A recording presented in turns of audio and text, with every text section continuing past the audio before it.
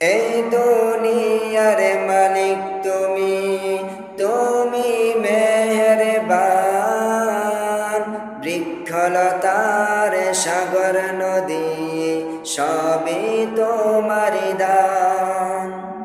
এই দুনিয়ার মালিক তুমি, তুমি মেহেরবান। বৃক্ষলতার সাগর নদী সবই তোমার দান। তোমার পথে চলি যেন সারাটি জীবন ভর। আল্লাহ তুমি অপরূপ, না জানি কত সুন্দর। তোমায় আমি সঁপেছি প্রাণ,